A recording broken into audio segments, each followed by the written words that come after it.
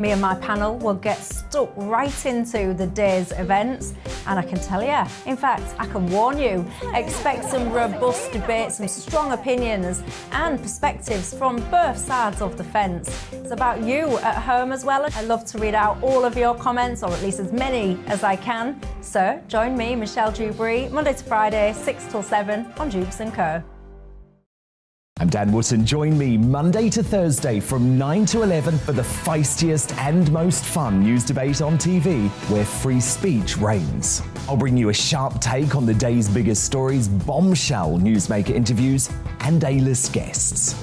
And I guarantee you, no spin, no bias, no censorship, and no reason to go to bed. That's Dan Wootton tonight, Monday to Thursdays from 9 on GB News. We are GB News. We're right across this great nation. On TV, on radio, on digital. Absolutely everywhere. We don't talk down to you. We embrace all voices. With honest and civilised conversation. we're not part of the establishment. We're one of you. And we're only getting started. Join us on GB News, The People's Channel. Britain's news channel.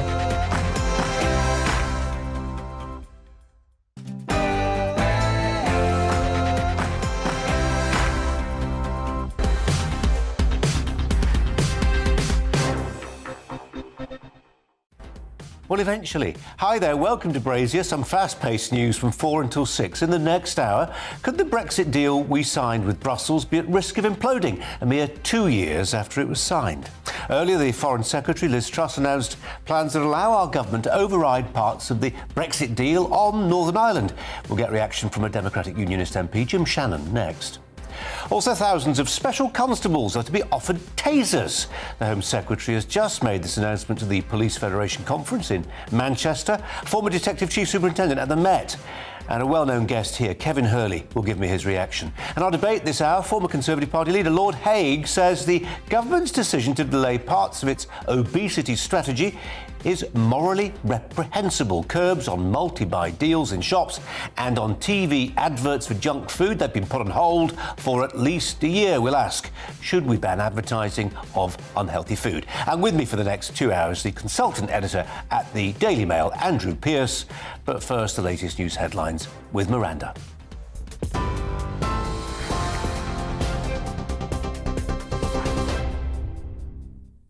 Thanks, Colin. Good afternoon. It's 1 minute past 4. The top stories from the GB newsroom.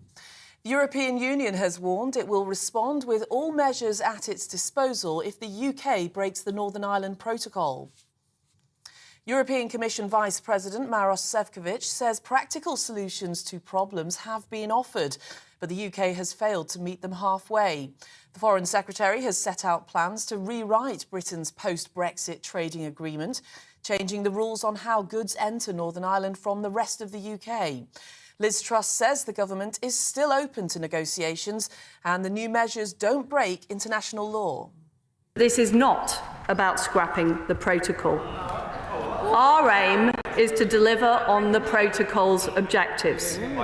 We will cement those provisions which are working in the protocol, including the common travel area, the single electricity market, and North-South cooperation, whilst fixing those elements that aren't, on the movement of goods, goods regulation, VAT, subsidy control and governance. Well, the Prime Minister says there are pragmatic solutions available to resolve the issues. We can make some changes, I think, to the protocol, which is not the law of the Medes and the Persians. I agree. It's there in Article 13.8 that if things aren't working, you can change it. Plus, it makes it very clear on the face of the text that you should ensure the East-West trade and the integrity of the UK internal market. So let's fix it. Meanwhile, Boris Johnson has defended the plans to give volunteer police officers powers to use tasers, saying that it's the government's crucial duty to make communities safer. Under new Home Office plans, special constables will be allowed to carry tasers if authorised by their chief officers.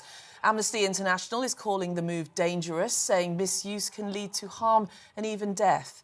But the Home Secretary says the measures will ensure volunteers are not at a disadvantage when facing knife attackers or terror threats. Also authorising special constables to carry tasers. And your voice is called for these important changes.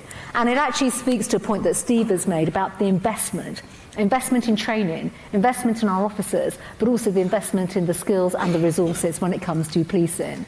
And I have to say, I know many of you feel that you've waited a long time for a Home Secretary to be on your side and listen to your calls for change.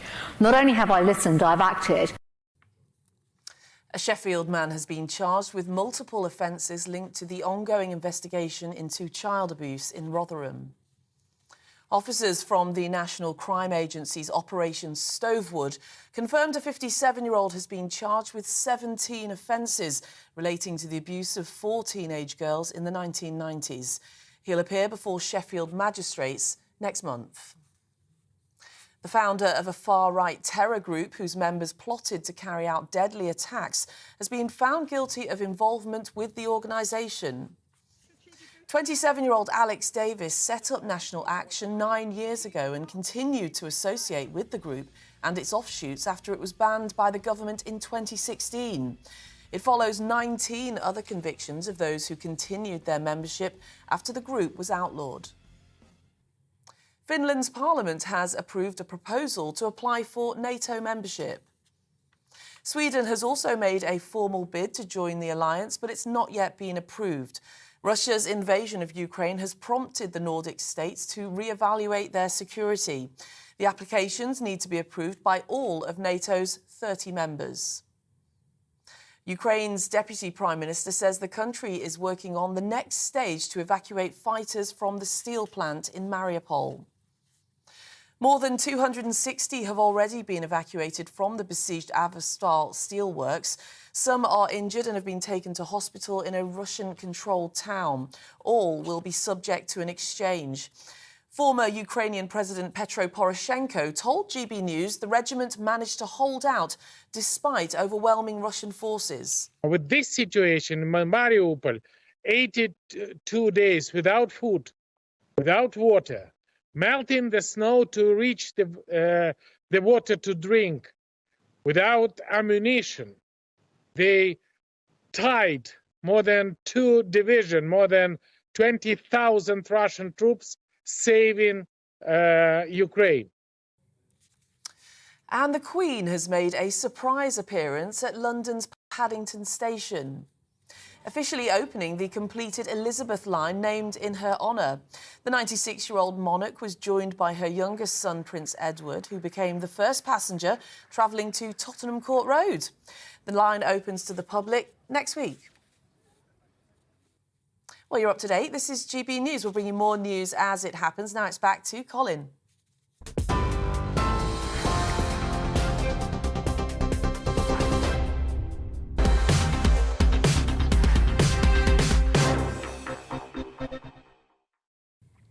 Hi there, it's 4:07. The Foreign Secretary's announced plans that will allow the government to override parts of the Brexit deal on Northern Ireland in the Commons at lunchtime. Liz Truss told MPs that the new bill will, quote, put in place the necessary measures to lessen the burden on east to west trade.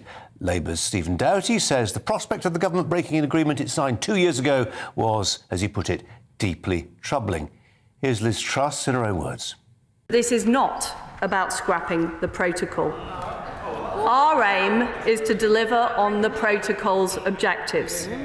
We will cement those provisions which are working in the protocol, including the common travel area, the single electricity market, and North-South cooperation, whilst fixing those elements that aren't, on the movement of goods, goods regulation, VAT, subsidy control and governance. Well, Brussels has urged Britain not to renege on the Brexit deal and said consequences would follow if it does. Well, here's our Northern Ireland reporter, Doogie Beattie, to set the scene for us. Doogie. Well, welcome to a very, very damp Stormont, and it has been seen here as predictable, the response to a predictable deal. Liz Truss has done no more here than lay out what she wishes to happen, and it may be used as a tool. She's saying that they are going to bring legislation forward. That will not put the DUP back in the government behind us. It won't solve the problems in Northern Ireland. But it is a good wake-up call and perhaps a negotiating tactic for Britain to use. We have had serious problems here in and around trade. We spoke about generic drugs here back in November, and we found that it took nearly 3 to 4 months negotiating to get generic drugs because of our connection here with the National Health.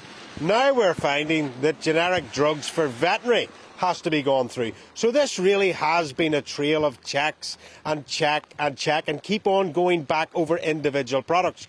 It is the death of trying to check things out and look and drag it out to where it goes. So I think this deal that she is putting forward will probably be accepted as a step forward, but it will not be looked at as something that is the magic wand to cure all ills.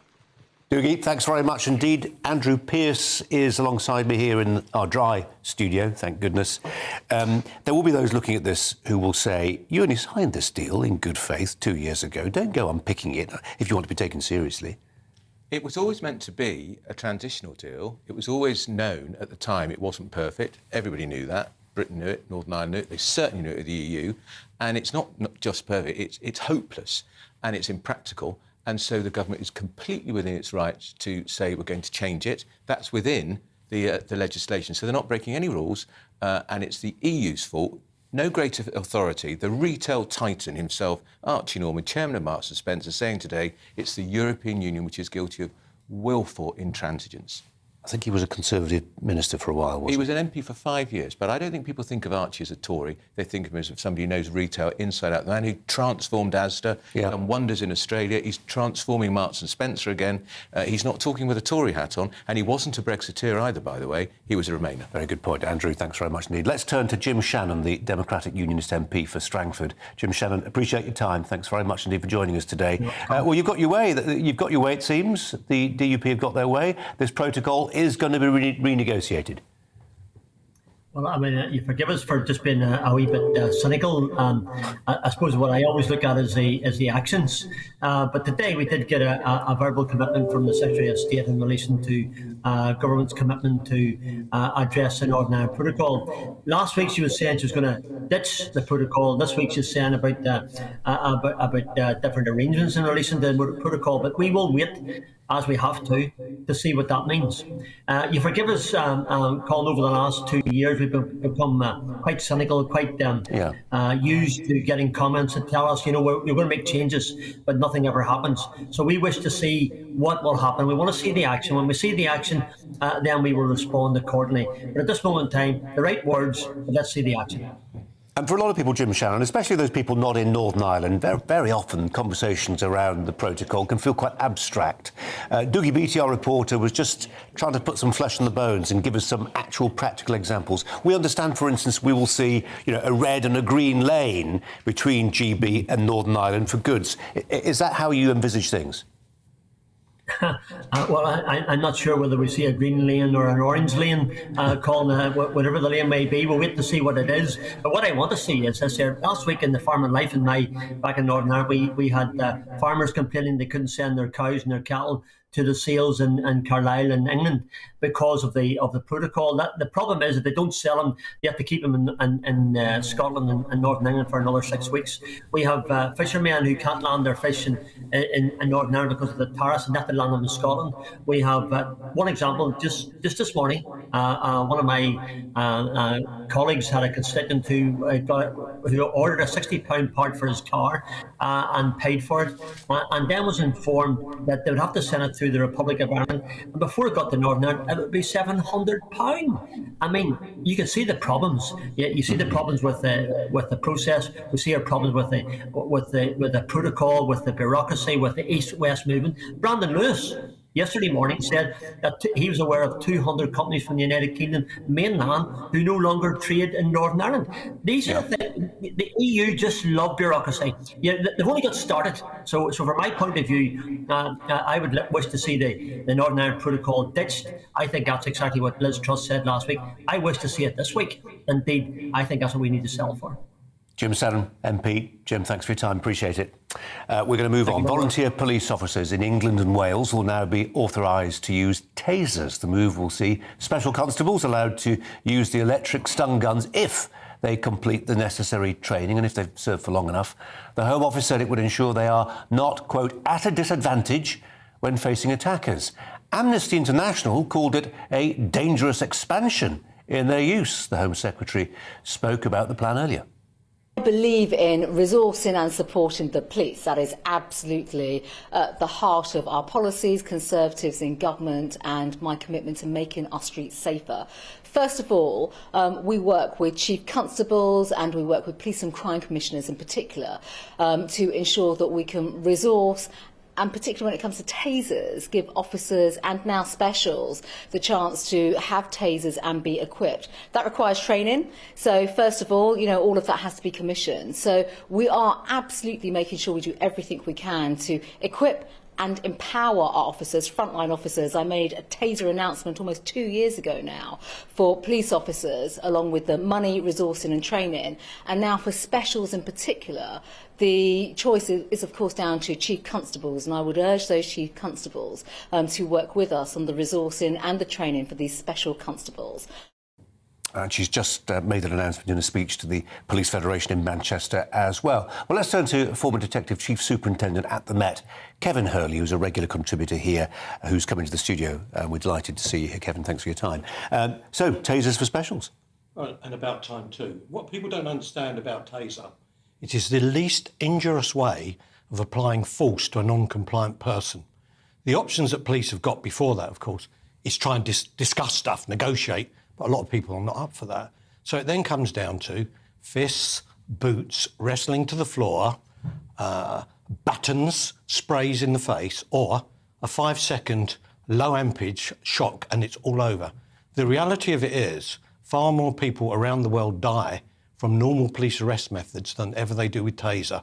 And it's just because it's got this idea of a stun gun, everyone thinks it's awful. In fact, it's the best way to arrest someone who's being violent in terms of protecting them. Why do you think Amnesty disagree with you? Because they don't understand that. Amnesty don't live in the real world on certain issues. They do some important work, torturing people abroad and stuff, but they don't understand that when you're dealing with an angry teenager with a knife or a machete or a drunk, angry man, then you've got the alternative of either exposing yourself, risking the public being exposed, using your baton repeatedly, striking them with a metal baton, kicking or punching, or 5-second electric shock all over. Andrew Pearce of the Daily Mail is alongside me. I'm guessing you're quite pleased about this, but it's worth saying that actually special constables, I've got about nearly 9,000 special constables in England and Wales, and it will depend on the chief constable of a given constabulary whether they actually decide to make this offer. But I don't think the specials have to say yes, do they? I'm not sure of that detail there, but certainly the Home Secretary's not ordering people to take them. She's leaving it up to chief constables. Yep. They're going to get the proper training, and if we're trusting them enough to put them in a uniform of a special, why can't we trust them enough to wield a taser when they've had the proper training? And I hear what Kevin said. I didn't know they were the least injurious way of detaining or deterring or repelling an offender. So let's get on with it. I wonder how many people, Kevin, have been put off volunteering to become a special constable by the fact that the streets feel increasingly violent and you've got nothing between you and that violent offender but a baton, if you're lucky. I think there will be quite a number. And in fact, when it comes down to regular officers, you can see quite often they're put off from engaging or doing their job because of their concerns about being injured or hurt. So anything that enables the police to have the tools to protect us, the public, better, we really ought to be doing there. Let's even look at the situation of some mad suicide attacker with a knife. How's a police officer meant to stop them with a baton or a spray? At least a taser gives them a chance of taking them down and protecting us. I'm not talking about the police, protecting us. And we're not going back to Dixon of Dock Green, softly policing and all that stuff. It certainly strikes me, Andrew, you may agree with me, I don't know, but something had to give. And either it was going to be fully arming police officers with sidearms, or it was this. Well, I certainly wouldn't want that to happen, because you look at what situation you've got in the United States, guns, the people on the rampage. No, I think this is the halfway house, and specials do a very risky job, and we've been sending them into battle virtually naked. Kevin, what does it raise the temperature on the streets a little bit? You know, when you see officers now, they're covered in paraphernalia, as it is. All of it necessary, I'm sure, whether it's the stab vest, the cuffs, the baton, the pepper spray, etc., to which we now add the taser. It garishly coloured, doesn't look like a weapon, a traditional weapon, but a weapon it sort of is. What signal does that send to ordinary members of the public? Well, I think it's unfortunate that the police image has moved in that direction, and I actually think it's rather unfortunate. A lot of forces have done away with officers wearing helmets because that was, if you like, the last mark of the British. Is that true? I had no idea that was true. Yeah, if you look round, you'll see lots, and look there, one with a flat hat on there at the street, walking alongside. Of course, it's true. I mean, yeah, as you look at the pictures, of course, it's true. I mean, he should have a helmet on, that officer, in my view. Yeah. But the reality of it is the impact that has on a lot of people when a taser is produced. They don't normally need to use them, because they've got a small electric dot on them, which guides it, if you like, or your aiming point. The moment someone gets red dotted, most of them go, oh, no, I don't want that, thank you very much. So they actually are quite good. Have you fired one? No, I haven't fired one, but I've actually been tasered in the very early days of when they were being tried. And lived to tell the tale? Don't tell why? Well, because I volunteered to do it. You're behaving badly. Yeah, on Andrew Pearce already got a scoop there. But I mean, the truth of the matter is you are completely destabilised for 5 seconds and you fall to the floor. Far better that than where we are at the moment, where, let's imagine it's a special constable who's had very little officer safety training, ends up trying to arrest a violent man. They're going to, in the end, in a moment of panic, kick them, punch them, hit them with metal battle. Far better, if that person is resisting, to taser them. Thus, we're protected. But the fact is, tasers tend to, if you like, tone the moment down, because people get the red dot on them and think, ooh, I don't like that. Yeah. Kevin Hurley, we appreciate you coming in and your expertise and your confession about being tasered as well. We enjoyed that. Thanks very much. We are going to move on to this. The Governor of the Bank of England has apologised for describing global food prices as apocalyptic. Speaking to the Treasury Select Committee, Andrew Bailey said the war in Ukraine was causing major supply chain problems. The country is one of the world's biggest producers of wheat and cooking oil. The Bank of England is now warning that inflation could hit 10% by the autumn. The Northern Ireland Secretary, Brandon Lewis, said he was surprised the Governor decided to use the language that he did. Well, let's turn to Jonathan Porters, Professor of Economics and Public Policy at the School of Politics and Economics at King's College London, who joins me now. Jonathan Porters, thanks for your time. The language was pretty evocative, but he clearly meant what he said, and there are people looking at food supplies out of Ukraine. They just, even if they can grow the food, they're going to struggle to export it. And it may not affect us here in terms of shortages, yes, prices, but in other parts of the world, the impact will be greater still. That's absolutely right. So I think it's, it clearly is an exaggeration and perhaps unwise language to talk about apocalyptic impacts in the UK. We will have to pay more for our food. That will create real hardship for some people, but it is obviously not on the scale of the impacts of places like Sri Lanka, where there is a genuine economic crisis and spiraling food prices at places like Egypt and so on. But yes, this is very much a global crisis. We are feeling the impacts, but we are better off than a lot of places and a lot of people. One thing that came across listening to Andrew Bailey was almost a sense of impotence from him. You know, our central bankers are used to pulling levers and things happening. You got a sense that he just felt almost powerless. Well, that's true. I mean, central banks' job is to manage demand in the economy, and thereby to control inflation when it is driven by excess demand, or indeed when there's not enough inflation because we don't have enough demand. What central bankers can't do, obviously, is control supply. They can't control the oil supply. They can't control the food and grain supplies and so on. Equally, so I think the bank is, in some sense, cannot control this. It can reduce inflation, but only at the cost of inflicting yet more pain on all of us. Equally, from the government's point of view, it can't control all of these things by any means. But what the government can do, and I think this is sort of implicit in what Andrew Bailey was saying, is that it can at least redistribute the pain. It can ease the pain for the worst off, for low-income households. And unfortunately, the government has... We've just lost Jonathan Porters, but we'll send our thanks to him and turn to Andrew Pearce. We're talking about Andrew Bailey, another Andrew. Central bankers are used to pulling levers and things happening, but you're hearing that maybe there are people wondering about their independence right now. For the first time, so Gordon Brown's government, Tony Blair's government, in the first few days, gave the Bank of England independence, so the Chancellor can no longer have the power to set interest rates, which was a political lever, a very powerful lever, cut interest rates just before a general election, put them up just after a general election. So that's gone, independent. Now Tory MPs are talking openly in the Commons, should we take that independence away? Because this Governor of the Bank of England, he said yesterday he was helpless. Well, perhaps they need some help. And the way you get some help is control of monetary policy. He's also, of course, they've been printing far too much money, Colin, because of COVID. We've been printing it as like a runaway express train. It's been like monopoly money being showering everywhere. It catches up in the end. It catches up. But would independent... I mean, I don't think it's going to happen, but I think it's going to move closer and closer to the top of the political discussion. Independence of the Bank of England, should it continue? OK, Andrew, for now, thanks very much indeed. Coming up, Ukrainian fighters have left the Azovstal steel plant, or most of them have, we think, after enduring an 82-day-long siege from Russian forces. We'll discuss that next with a former British Army officer and military historian, Jonathan Riley.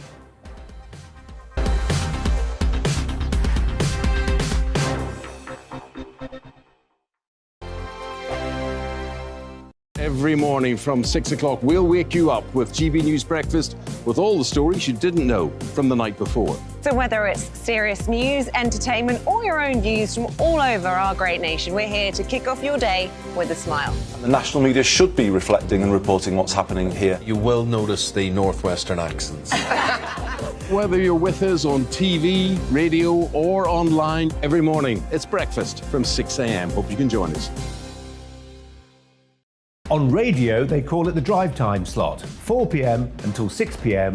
as listeners head home. It's that part of the schedule when the dust of the day's events begin to clarify, and we try to make sense of it for you. Brazier is drive time for radio and TV. It's fast, it's punchy, it's opinionated, there's a Brazier angle and a little bit of levity. That's the question. That's two questions, actually. That's Brazier, Monday to Thursday, 4 till 6 on GB News. Hello, I'm Michelle Dewberry, and you can join me every weekday 6 till 7 on Jubes and Kerr. Me and my panel will get stuck right into the day's events, and I can tell you, in fact, I can warn you, expect some robust debates, some strong opinions and perspectives from both sides of the fence. It's about you at home as well. I love to read out all of your comments, or at least as many as I can. So join me, Michelle Dewberry, Monday to Friday, 6 till 7 on Jubes and Kerr. I'm Dan Wootton. Join me Monday to Thursday from 9 to 11 for the feistiest and most fun news debate on TV, where free speech reigns. I'll bring you a sharp take on the day's biggest stories, bombshell newsmaker interviews, and A-list guests. And I guarantee you, no spin, no bias, no censorship, and no reason to go to bed. That's Dan Wootton tonight, Monday to Thursdays from 9 on GB News.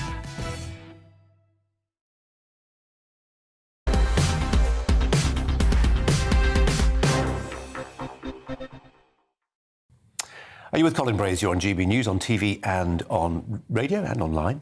An amazing photograph, I think an amazing photograph, appeared on the front page of The Times today. It showed a Ukrainian soldier illuminated, there it is, by a shaft of sunlight inside the Azovstal steel plant in Mariupol. A remarkable image, and it seems to underline the extraordinary sacrifice and heroism of a small band of defenders who've held out against all the odds. In the propaganda stakes, these stories really matter because they have an enduring attraction. Think about the Battle of Rorke's Drift, for instance, when a few score of Welsh infantrymen held out against thousands of Zulu warriors.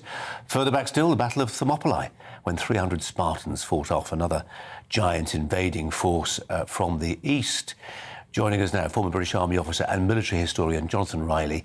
Jonathan Riley, thanks for your time. We appreciate it. These stories sometimes Thanks for asking me. Well, it's our pleasure. These stories sometimes can be gilded a little bit and perhaps even twisted a little bit, but they become part of the warp and the weft of a nation's collective memory. Yes, absolutely. And I think Mariupol is exactly there for both the Ukrainians and the Russians, because your picture absolutely put the spotlight, both in terms of its physical makeup and in terms of the messaging on this issue. And I think here this is a very good opportunity to disentangle the physicality of the Mariupol siege from the symbology. Physically, of course, the Russians have controlled 7/8 of the city for the last month. They've had a perfectly workable corridor down the Azov and Black Sea coasts for about 6 weeks, and nothing was coming in or out of Mariupol without their say-so. But they had to finish the job at some point because, of course, it's the heartland of the Azov movement, and if you're Putin and you went to war to denazify Ukraine, well, this is the heartland of it. And equally for the Ukrainians, as you rightly say, here's our brave lads holding out against the odds, and here's our civilians suffering under barbaric shell fire, and it's really powerful stuff. I'm not sure I agree with your two parallels, actually. Well, you're an historian, Jonathan, of course you don't. Neither of them really were sieges, and there weren't that many Welshmen at Rorke's Drift anyway. So I shall be cane rigid for saying that, but there were a lot of Birmingham men and Irish. What about men of Harlech and all that stuff? Not game-playing their bravery, but if you want to look at the business of sieges. If we go back to the Russian experience in the Second World War, which will be informing what they did, there were two major sieges, Leningrad and Stalingrad. And in both cases, the Germans never really had a proper siege. The Russians always had the east bank of the Volga at Stalingrad, and they always controlled the Gulf of Finland in Leningrad. So they could get things in and out, or they could get people in and out, they could get supplies in and out all the time. And that will have told them something. Yeah. And it will have told them that they have to control the seacoast, which they've done, and they have to control the land access to Mariupol, which they've done. The closest comparators, I think, to Mariupol are probably the eastern enclaves in Bosnia in the 1990s, where the Serbs completely surrounded them. Only the UN military and UNHCR could come and go, and then only when the Serbs said so. Jonathan Riley, there we're going to leave it, but we really appreciate your expertise and your corrections. Thanks very much indeed. Andrew Pearce is alongside me. Jonathan was hinting at this to some degree.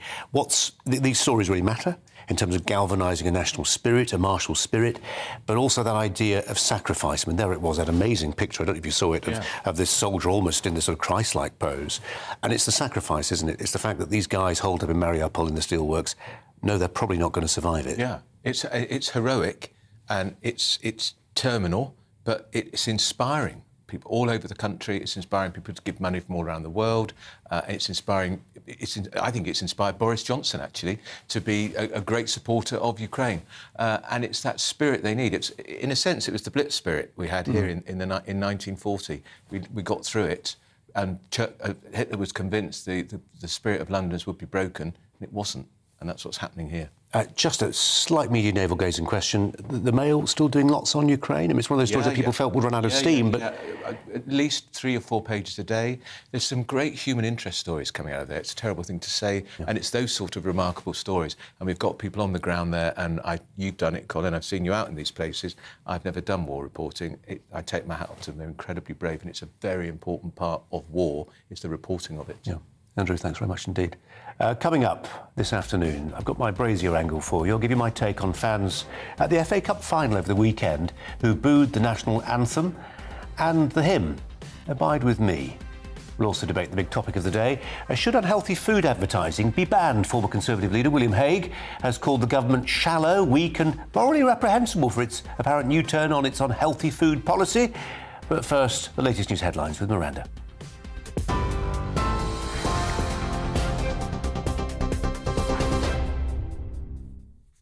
Thanks, Colin. It's 4:33. The top stories this hour. The European Union has warned it will respond with all measures at its disposal if the UK breaks the Northern Ireland Protocol.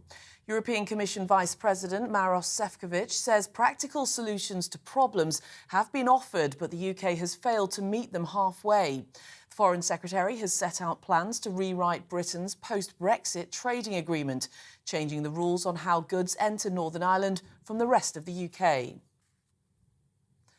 A Sheffield man has been charged with multiple offences linked to the ongoing investigation into child abuse in Rotherham. Officers from the National Crime Agency's Operation Stovewood confirmed the 57-year-old is facing 17 offences linked to the abuse of 4 teenage girls in the 1990s. The founder of a far-right terror group whose members plotted to carry out deadly attacks has been found guilty of involvement with the organisation. 27-year-old Alex Davis set up National Action 9 years ago and continued to associate with the group and its offshoots after it was banned by the government in 2016. Boris Johnson has defended plans to give special constables powers to use tasers, saying it's the government's crucial duty to make communities safer. Amnesty International is describing the move as dangerous, saying misuse can lead to harm and even death. The Home Secretary says the measures will ensure volunteer police officers are not at a disadvantage when facing knife attackers or terror threats. And the Queen has made a surprise appearance at London's Paddington Station to officially open the completed Elizabeth line named in her honour. The 96-year-old monarch was joined by her youngest son, Prince Edward, who was due to board a train and head to Tottenham Court Road, marking the completion of London's Crossrail project. Well, online, on TV and DAB Plus radio, this is GB News. Stay with us. Back to Colin in just a moment.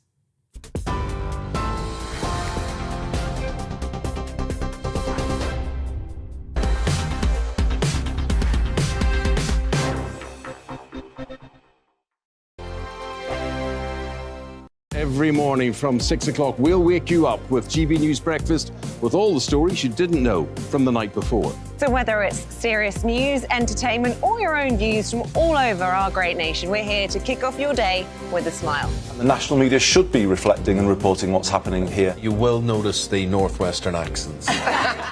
Whether you're with us on TV, radio, or online, every morning, it's breakfast from 6 a.m. Hope you can join us.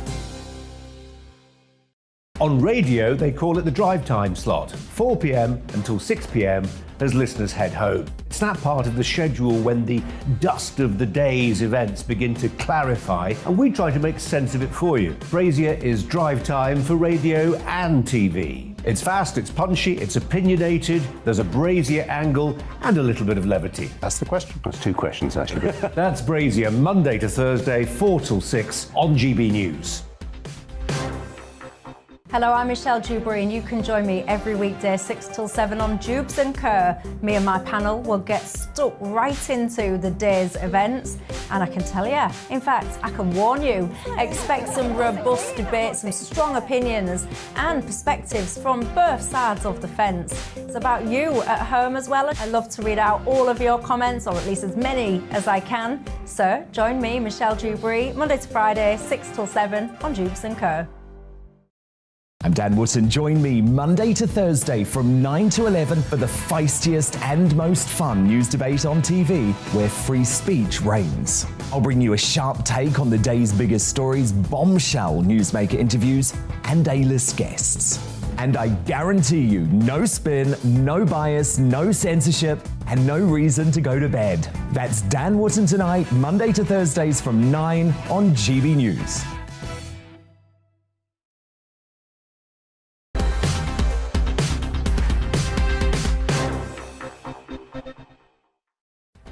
You're with Colin Brazier on TV, online and on digital radio. Our top story is at 4:30, a shade after this afternoon. The Foreign Secretary says a new law will be introduced to change the post-Brexit trade deal for Northern Ireland. Liz Truss, there she is, made the announcement in the Commons this afternoon, insisting the bill would be legal under international law. The EU says it will, quote, need to respond with all measures at its disposal if the UK went ahead with the legislation. Volunteer police officers in England and Wales, special constables, could soon be carrying tasers on the streets. The move will see them allowed to use the electric stun guns, with the Home Office saying it would ensure they are not at a disadvantage when facing attackers. Amnesty International called it a dangerous expansion in their usage. And Her Majesty the Queen has made a surprise visit to Paddington Station in London to see the completed Elizabeth Line. Transport for London has announced the delayed Crossrail project will open to the public a week today. The 96-year-old joined her youngest son, the Earl of Wessex, for the official visit. If you're a certain age and life now involves more funerals than weddings, you'll recognise the consoling power of the human voice united in song. One Victorian hymn in particular has offered solace to many millions of Britons over the decades. It became so popular that in 1927 the Football Association decided it should even be sung at the English FA Cup final. The experiment caught on. 6 years later, cameras and microphones recorded 92,000 supporters of Manchester City and Everton forming the world's biggest choir, singing "Abide with Me." Well, sadly, the rights to that remarkable black and white footage are owned by an American company, so we can't share it with you. We just ran those images instead. But if you have a moment, I recommend you search for it on YouTube. It'll be worth your while. The sight and sound of so many voices raised in unison is really nerve-tingling. Well, fast forward to the FA Cup final weekend just gone. Fans from Merseyside were again involved, but this time from Liverpool, not Everton. And a section of Liverpool fans not only didn't sing "Abide with Me," they actively booed it, along with the national anthem and Prince William. Well, it's important to start by saying that the majority of Liverpool fans didn't go along with this, and there is no law in Britain, as there is in some countries, which says that displays of public disrespect for things like the national anthem amount to an act the state feels fit to criminally sanction. But while it's important not to go overboard about this, there was something singularly depressing about hundreds of young men booing a hymn which their grandfathers considered sacred and sang with such pride. Many of them sang it when they went to war, others sang it for them when they didn't come back. Some will say, and they'd be right, that conventions change, but change is better sensitively handled, which is why the sight of Liverpool's German manager, Jurgen Klopp, seeking to account for the actions of booing fans was so utterly bizarre. Asked about the booing, he said, "I know that our people wouldn't do it if there was no reason for it. The majority of our supporters are wonderful people, really smart, and all these kinds of things they understand. They go through lows, they go through highs, they suffer together, all these kinds of things. They wouldn't do it if there was no reason." Well, setting aside the idea that Klopp thinks that the highs and lows of a football season entail suffering, a verb he might better have kept for something more important than a game, it's obvious that behind Jurgen's broken English lies something bordering on the disingenuous. He must know, surely, that there may be a reason why some of the people who help pay his £3.5 million a year salary choose to boo cherished symbols of British national life. And by not condemning those crackpot theories, he aligns himself with them. What are these conspiracy theories? Apparently that the establishment has conspired to do down Merseyside, so much so that flags have been flown at Anfield bearing the slogan, "Scouse, not English." The idea of a separatist movement for Merseyside must surely spring from the sense of humour which Liverpudlians often congratulate themselves for having. Well, long may they do so, and long may they boo whatever they like, whenever they like, about whomever they want. Football crowds have long been places where strong counter-cultural views find a home, just as long as they're the right views, of course. Fans, for instance, who boo players who take the knee are routinely excoriated. Last year, the FA produced a video to educate supporters who weren't falling into line, who just keep on booing, taking the knee, when they presumably ought to be clapping. Well, maybe the FA can now produce another video explaining why booing cherished hymns or the national anthem isn't appropriate either. Better still do nothing. Accept that a crowd of tens of thousands will have dissenting views within its multitudes, and let those of us who love our country, and yes, even its choral history, stand up for themselves. The answer to Liverpool fans who boo "Abide with Me" isn't to scream at these morons or call for them to be banned. It's to learn the words of "Abide with Me" and sing them more lustily than ever at the next FA Cup final.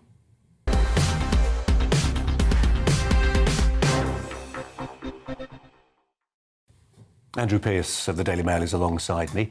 It struck a really bum note with me, booing, "Abide with Me" especially. I've sang it at funerals. I have too. And it's heartbreaking. And attacking the royal family, attacking the national anthem. I'm from a white working class area of Swindon, and the royal family was loved, and still is, where I'm from. So what these hooligans are thinking of. Really, really inappropriate. But I'm glad you called out that manager, because I'm told by the football writer at the Daily Mail, he doesn't normally put a foot wrong. He's very popular, very good at the game, but he called this completely wrong. He should have called out those fans, because that's not how proper fans behave. Sometimes it's just better to say no, isn't it? Better to say absolutely no. Don't get drawn into it. He could have said, oh, this is some English cultural tradition I know nothing about, and got out of it that way. Andrew, for now, thanks very much indeed. That Brazier angle will be online if you want to have a look at it again. It's time for the debate this hour. Former Conservative leader William Hague has called the government shallow, weak and morally reprehensible for its U-turn on its unhealthy food policy. Plans to crack down on junk food advertising and multi-buy promotions have been delayed for a year as a result of the cost of living crisis. Celebrity chef Jamie Oliver has called for a protest outside Downing Street if the government does not reverse its decision come Friday. So we're asking, should unhealthy food advertising be banned? We're joined by the rapper, author and podcaster Zubi and the restaurateur and cookery school owner Giancarlo Caldesi. Gentlemen, thanks for your time today. Really appreciate it. Zubi, can we start with you? I think you take the view that actually when it comes to how big we are, what we'll put into our mouths, the onus, the responsibility lies with us, ourselves. Yeah, exactly. I agree with that totally. I think it's important to say up front that I'm a huge advocate for physical fitness and proper nutrition. However, I don't think the right way to do this is through banning junk food advertising. I think adults should be able to make those decisions for themselves, and families should be able to do that. And I think businesses should be allowed to advertise their products if we're going to have a free society. Giancarlo, where do you stand on this? Do you stand with Jamie Oliver, who feels the government needs to take a stronger and firmer line? I think the strong and firmer line should be taken by the government. I disagree at the moment in a sense that the actual food should not be put on television all the time, especially junk food, simply because the kids want that all the time. And when you're a parent, what's happened is your kid, they bother you. Can I have that? Can I have that? And therefore, you're obliged to give to them, which obviously it isn't the right, correct food for them. And so all this brainwashing, it should stop. Really should stop long time ago. And we should go back to what is the normal thing of teaching at school proper food to be cooked, and not advertising junk food 3 for 1, 2 for 1. That encourages people to eat more of food, which is not really sometimes not fit for human consumption. And it really makes us very bad. So I'm afraid the government is not taking any stand whatsoever to really make sure that our country is healthy, and health is really called wealth. Health is wealth. Really big time. And as a parent, you find that you get so much into trouble with your kids. I want this, I want that. And you go by the shop and you buy them to keep them quiet. And that is not the right attitude, I'm afraid. Well, it may not be, but most parents will recognise that depiction. Zubi, I'm a single parent. I try my best to gather the kids around the dining table, cook from scratch and do all that stuff. But in a busy world, it's not always easy, is it, for there to be this trickle-down of good behaviour and practice within a family structure? I do appreciate that. I understand. Sorry, that's Giancarlo, hang on. That was I didn't make it very clear. That's to you, Zubi. No worries. Yeah, I totally agree with the statement that health is wealth. And I think that the government and the general public could do more in terms of promoting healthy lifestyle and healthy activity. I do have concerns about the notion of a nanny state government, which is coming in and making bans about whether or not people are allowed to see advertising for certain foods and drinks and things like that. I think that's an overstep of what the government is supposed to be doing. And I would prefer that individuals and families are able to make their own decisions about that. Also, I don't buy the notion that advertising is so powerful that it forces people to buy things just because they're put in their faces. We all see hundreds or thousands of ads every single day, and we don't necessarily rush out and buy absolutely everything that's pushed towards us. Yeah, I mean, Giancarlo, that's an important point, isn't it? I mean, behind this seems to be this idea that people are so susceptible, so suggestible, that they see an ad on a billboard and rush out and buy the burger with extra fries. Well, It's proven in many occasions that when any celebrity chef or somebody's gone up and said, well, can you buy an item? And suddenly the supermarket is emptied out. So I think adverts, they're very powerful. And we have to stop brainwashing our children. I know that creating food is not an easy task. I understand it.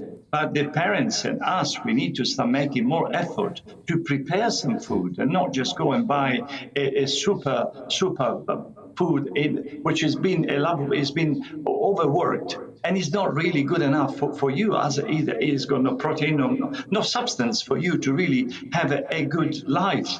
I am the person that was 18 stone, diabetes. I changed my life around by simply on food, changing my lifestyle. And really, I'm many other people like me, but I can assure you, writing books and doing what I do, I'm a living proof that from 17.5 stones to 14 stones and changing my life around, I couldn't get up off the chair. And that was all down to food. Food which wasn't really, clearly, it wasn't good for me, and it's not good for many other people. So a healthy nation will be a wealthy nation. Food and quite a lot of willpower, I imagine, as well. Giancarlo Nzoubi, we have to leave it there, but we really appreciate your time this afternoon. Thanks ever so much. Andrew Pearce is alongside me. There's something about these conversations now about healthy food and advertising, role of the state, nanny state. It almost feels slightly academic when the cost of living crisis is with us. How dare politicians who have a backbench MP earns 84,000 a year, cabinet minister on 160,000 say we're taking away these buy one get one free offers out of supermarkets because they're very bad for your health. When people's families are struggling to make ends meet, they should stay. And what on earth has happened to William Hague? Once seen as the true heir to Margaret Thatcher, he's really lost his mojo. Nanny state, the worst sort. And by the way, the restaurateurs saying supermarkets are selling food not fit for human consumption. No, they're not. Andrew, thanks very much. He's got a column in the Times, by the way, if you're wondering what he's done. That's what. I'll have a look. Coming up after the break, it's our 5 at 5. 5 stories that we'd like you to know about before 5 o'clock. First, it's time for the weather. Hello, Alex Deacon here with your latest weather update. There's warm sunshine in the forecast, but also heavy showers and thunderstorms. It must be almost summer. Here's the bigger picture. You can see a swirl of cloud on the satellite image, an area of low pressure that's kind of hanging out here and allowing warmer air to waft up from the south, but introducing the moisture with these weather fronts, and that combination of moisture and warmth will trigger some heavy downpours. Mostly across western areas this evening, torrential rain possible, particularly western Scotland, Northern Ireland, but also a few flashes of lightning possible across East Anglia and the southeast as some heavy showers move through. But they are zipping through, so most places actually dry from midnight onwards. We'll keep some showers going in the northwest and temperatures mostly holding up in double figures. On to Wednesday, and for most places, it's going to be a fine day. Yes, some showers, certainly early on over western and northern parts of Scotland, maybe the odd one early doors for Northern Ireland. But generally, Northern Ireland, a much brighter, much sunnier day compared to today. And for most places, it's a fine, bright day with lengthy spells of hazy sunshine. Not quite as warm as today, but still pleasant enough. Temperatures into the high teens, low 20s, maybe 24 across the southeast. Cooler around some coasts. And then we see the potential for further showers coming into the southwest initially, band of heavy rain moving into Northern Ireland, and then further south, a risk of some pretty lively looking storms drifting up from France. Maybe hit and miss affairs, but the potential for some very heavy downpours during Wednesday night into the early hours of Thursday. Again, you may get woken up by a flash of lightning or a rumble of thunder, but again, they scoot away pretty sharply. Some rain in Shetland on Thursday morning, but for most places during the day, it's another fine dry day with plenty of sunshine on Thursday. Again, some showers over the Highlands and the Western Isles. And again, temperatures responding to that sunshine, getting into the high teens or maybe into the low 20s. Bye for now.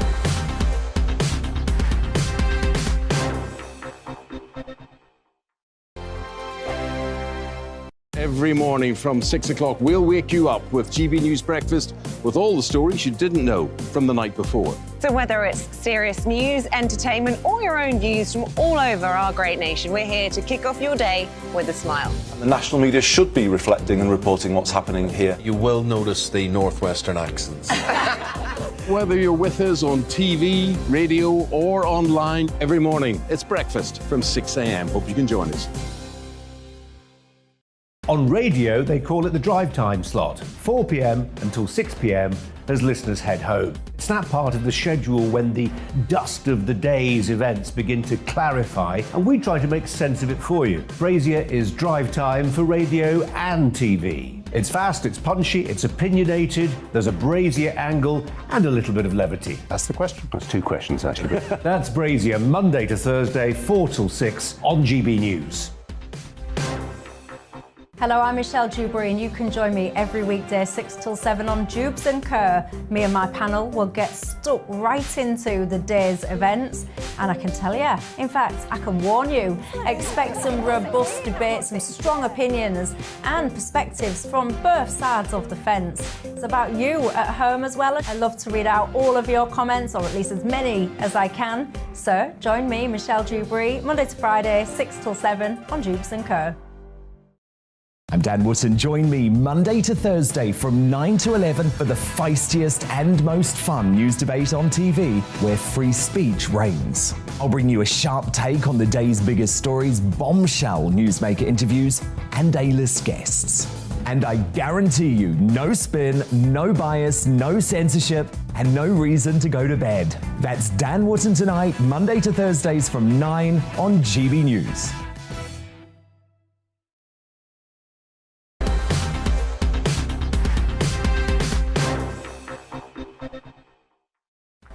5 to 5, discussing 5 things that we'd like to know about before 5 o'clock. At 5, the Tory MP Rachel Maclean has stood by her comments suggesting that people should work more hours or get a better job to tackle the cost of living crisis.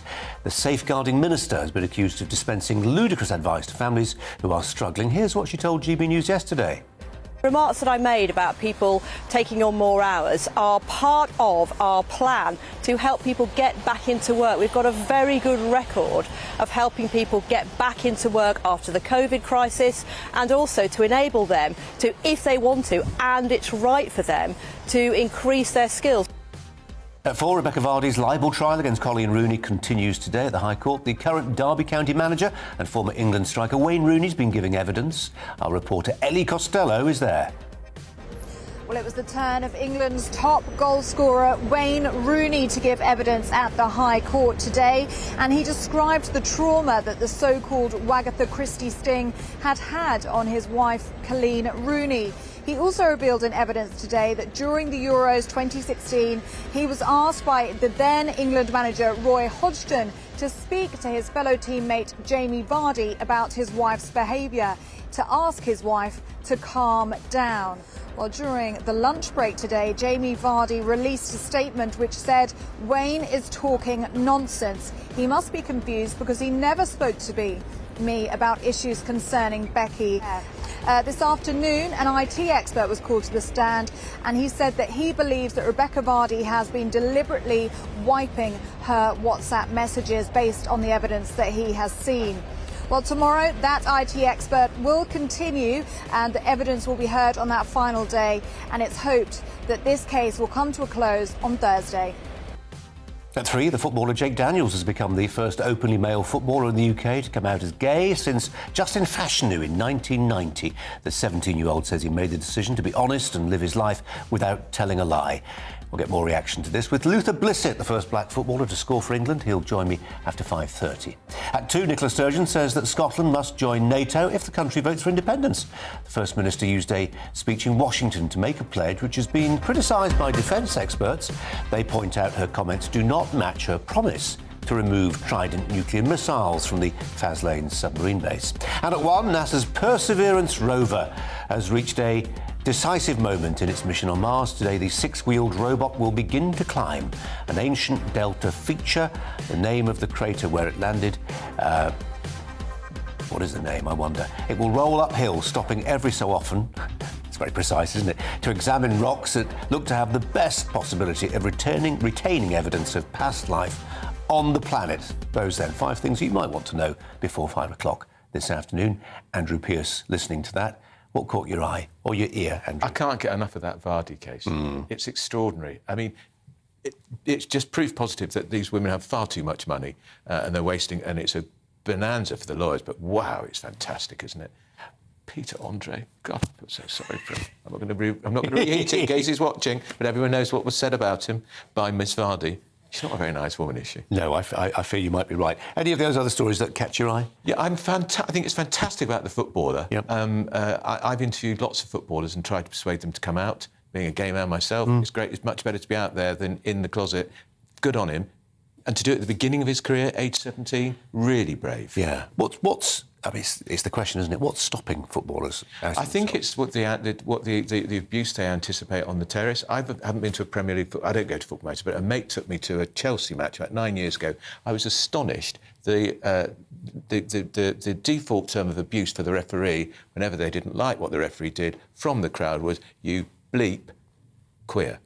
Every time. Every time I thought, in this day and age, still a term of abuse. It doesn't offend me, because I've heard it all before, but he's a brave young man and he's going to get an awful lot of abuse, and God help him on social media. Don't look at it. Yeah. It'll be terrible. Can you do Mars in 15.5 seconds? I'd love to go. I'd love to be up in one of those space rockets. It's my great bucket shot tick, but I'm never going to get there. I'd love have a word with Elon Musk. Yeah, he's got plans. Yeah, I haven't got his number. Andrew Pearce, as ever, we'll hear from you in the course of the next hour. But for now, thanks very much indeed. It is coming up to 3 seconds away indeed from 5 o'clock. Stay with us.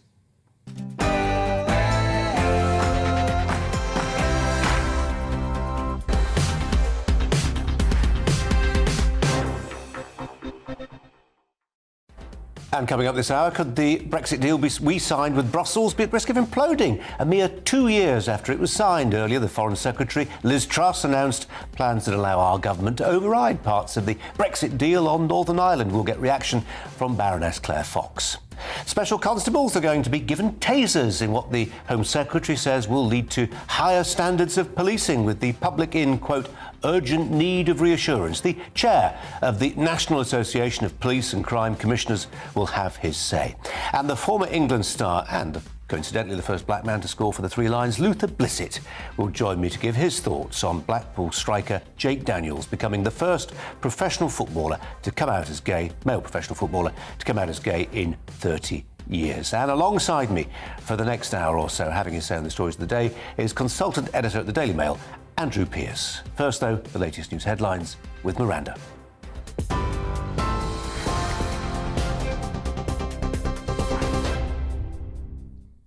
Thanks, Colin. Good afternoon. It's 1 minute past 5. The top stories from the GB newsroom. The European Union has warned it will respond with all measures at its disposal if the UK breaks the Northern Ireland Protocol. European Commission Vice President Maros Sefcovic says practical solutions to problems have been offered, but the UK has failed to meet them halfway.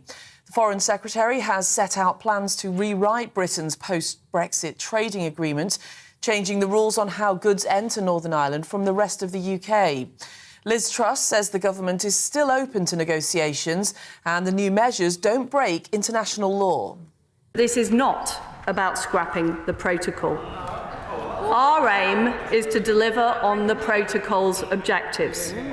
We will cement those provisions which are working in the protocol, including the common travel area, the single electricity market, and North-South cooperation, whilst fixing those elements that aren't, on the movement of goods, goods regulation, VAT, subsidy control and governance. Boris Johnson has defended plans to give volunteer police officers powers to use tasers, saying it's the government's crucial duty to make communities safer. Under new Home Office plans, special constables will be allowed to carry tasers if authorised by their chief officers. Amnesty International, though, is calling the move dangerous, saying misuse can lead to harm and even death. But the Home Secretary says the measures will ensure volunteers are not at a disadvantage when facing knife attackers or terror threats. Also authorising special constables to carry tasers. And your voice is called for these important changes. And it actually speaks to a point that Steve has made about the investment in training, investment in our officers, but also the investment in the skills and the resources when it comes to policing. And I have to say, I know many of you feel that you've waited a long time for a Home Secretary to be on your side and listen to your calls for change. Not only have I listened, I've acted. A Sheffield man has been charged with multiple offences linked to the ongoing investigation into child abuse in Rotherham. Officers from the National Crime Agency's Operation Stovewood confirmed a 57-year-old is facing 17 abuse offences linked to the abuse of 4 teenage girls in the 1990s. He'll appear before Sheffield magistrates next month.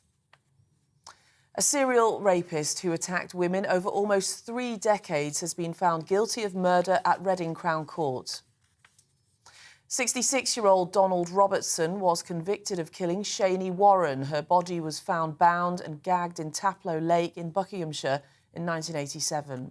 He was charged after a police cold case team discovered new DNA evidence linking him to her death.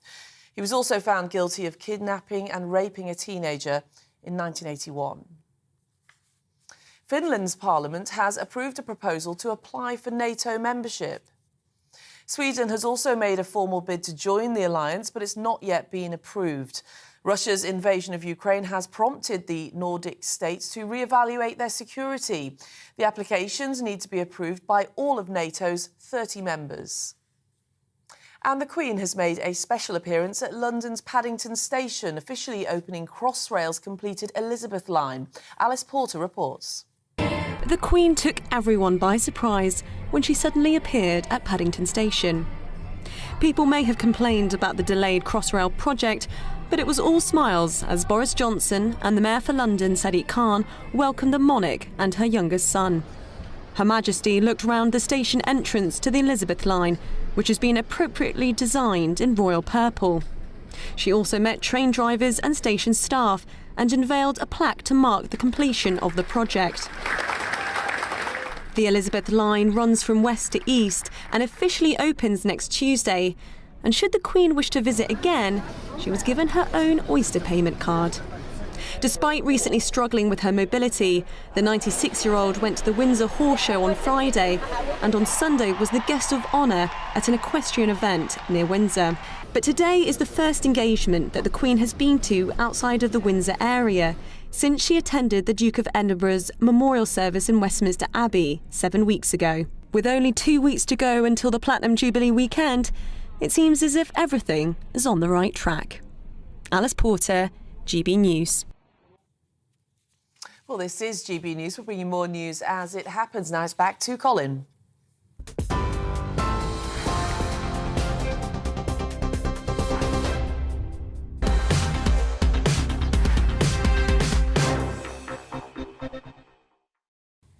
At 6 minutes past 5, the Governor of the Bank of England has apologised for describing global food prices with the word apocalyptic. He was speaking to the Treasury Select Committee. This is Andrew Bailey. He said the war in Ukraine was causing, I suppose unsurprisingly, major supply chain problems. The country is one of the world's biggest producers of wheat and cooking oil. But it's not just food stretching our collective wallets. The price of diesel, has hit a record high previously of £1.80 a litre. The RAC says it's partly because of efforts to stop importing fuel from Russia. Petrol prices have also gone up, wholesale prices, increasing by nearly 3p a litre since the start of May.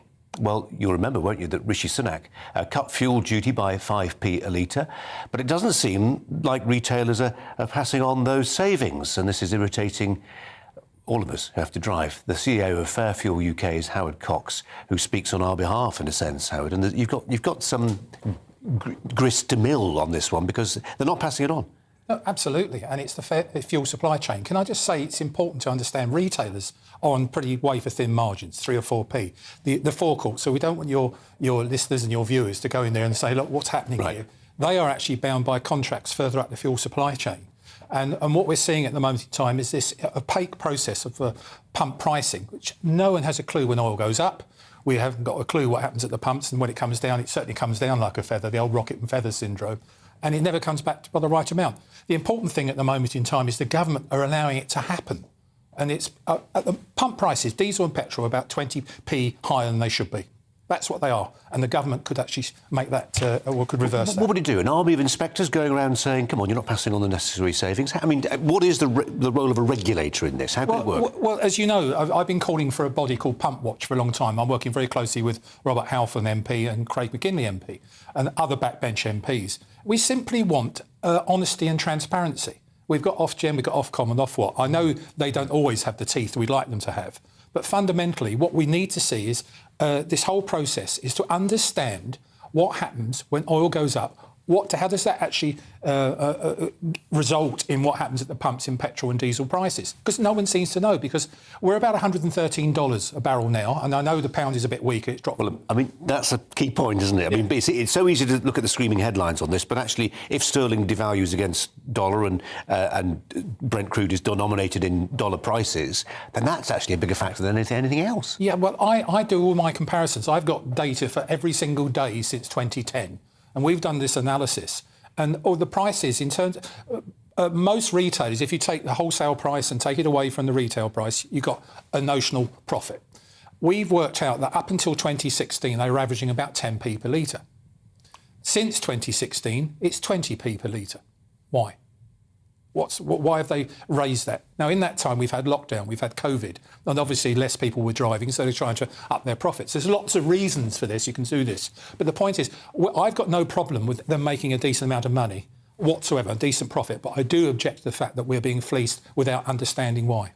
Andrew Pearce is alongside me. Andrew, the Mail's done a lot on this, and we will get Howard, before he leaves, by the way, to remind us of just how much the government takes in a litre of fuel in tax. Look, it's a scandal. And when he announced that fuel duty cut, we all thought, how much of that is going to be passed on to the motorist? And it's not happened. And I'm glad to hear, actually, from Howard that it isn't the nice man at the petrol, my little local petrol station is not passing it on. It's further up the food chain, and they are making serious amounts of money. And so is the Chancellor. I'll tell you how much they're making, because for once I've made you can tell us, can't you, Howard, but £7 billion a month on 3.5 billion litres of fuel sold. It's a lot of money. It's a huge amount of money. They're getting a shed load of VAT, everything like that. And don't forget the VAT is on the duty as well. It's a double taxation. There's all sorts of things morally wrong with this. And fundamentally, Colin, what we'd like to see is a body like Pump Watch. Let's do it in 2 stages. The first stage, let's do it voluntarily. It'd be nice to drive down past a garage with a kite mark. I adhere to honest oil when oil changes, that sort of thing. If they don't do it after that, let's jump on them with a full-blown off jab. We had a survey, and something like 80% of our 50,000 people responded. 80% said they want a full-blown regulatory body now. And it's not just in the cars and the motorists, it's in the lorries, the delivery lorries. Correct. It's pushing up the inflation across the country. Inflation is going to reach double figure soon, and a lot of this is to do with the price of fuel. And I promised the viewer that you'd give us the figure for how much a litre of fuel in this country would cost if were it not taxed at all. Well, yes, at the moment, it's about 46 to 50% is tax. So it's just half it. It would be halved in price. Roughly. Yeah. It's a massive cash cow for the very cross. Yeah. We are still the highest tax drivers in the world, by the way, even with that 5p cut in duty. And remember, and we've got the highest tax burden in this country for 70 years, and we have a Conservative government. How did it happen? Yeah, how did that? You two have developed very good rapport, by the way. Worry me slightly. We've done that. Yeah, we have. Howard Cox, really appreciate you coming in. Thanks very much indeed. Now, the Foreign Secretary's announced plans that will allow the government to override parts of the Brexit deal on Northern Ireland. In the Commons at lunchtime, Liz Truss told MPs the new bill will, quote, put in place the necessary measures to lessen the burden on east to west trade. Labour's Stephen Doughty says the prospect of the government breaking an agreement it signed 2 years ago was deeply troubling. Here's Liz Truss in her own words. This is not about scrapping the protocol. Our aim is to deliver on the protocol's objectives. We will cement those provisions which are working in the protocol, including the common travel area, the single electricity market, and North-South cooperation, whilst fixing those elements that aren't, on the movement of goods, goods regulation, VAT, subsidy control and governance. Well, Brussels has urged Britain not to renege on the Brexit deal and said consequences would follow if it does. Well, joining from Westminster is the independent peer in the House of Lords, Baroness Claire Fox. Claire Fox, welcome to you. What do you say to those people who will argue setting about renegotiating an agreement that was struck only 2 years ago is an act of pretty shabby bad faith by a government? I think that the government negotiated a terrible deal in relation to the protocol, and I, like many people who voted to leave the European Union, in the end just kind of compromised on it and kind of held our breath in a way and just hoped that it would be negotiated around. But I think that what's happened is that the intransigence, in many ways, you could say, from the EU side, and the problems contained within the protocol written by the UK side, means that it's now just become impossible to deliver on Brexit, never mind, and UK sovereignty, never mind the problems it's causing for people in Northern Ireland themselves. So I think it's right. And actually, within that agreement, as people have already cited, there is the provision to say that if anything in the protocol damaged either the Good Friday Agreement, the system of consent, or indeed didn't work out in relation to UK laws and the economy, that you could renege. So it's not breaking law as such. But when we look at the timing of this, Claire, what's driving it? Is it Sinn Féin doing so well in the elections? Is it DUP saying you have to sort out the protocol, otherwise we're not going to get involved in the power sharing executive? Is it something else entirely? Is it what's happening in Ukraine and the fact that Brussels actually needs us on side in lots of different ways right now? No, I think it actually is that, when you say about the timing, this is long overdue. I mean, actually, since I've been in the Lords, all I've heard are people saying this protocol's not working. I mean, every week people raise more and more ridiculous examples of how the protocol is being destabilising both socially and problematic economically.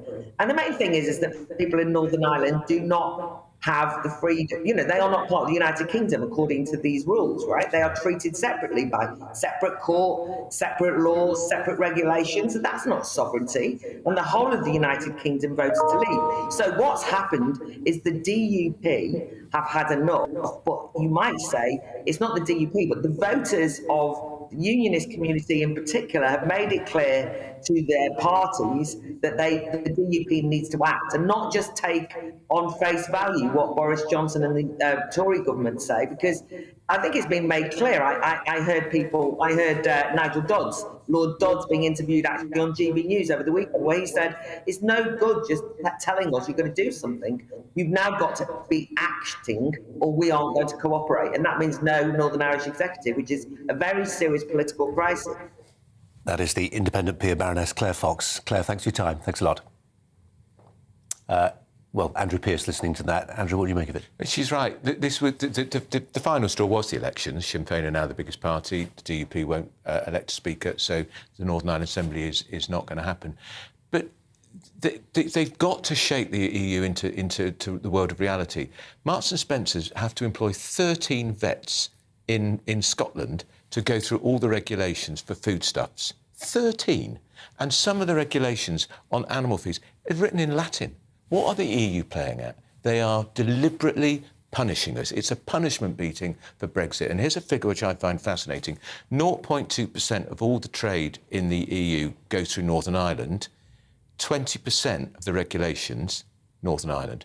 They are singling Northern Ireland out, the United Kingdom out, because we had the temerity to vote for Brexit. And you know what normally happens in the European Union? There's a referendum, they don't like the result, they put the pressure on and the country changes it. We haven't. Yeah.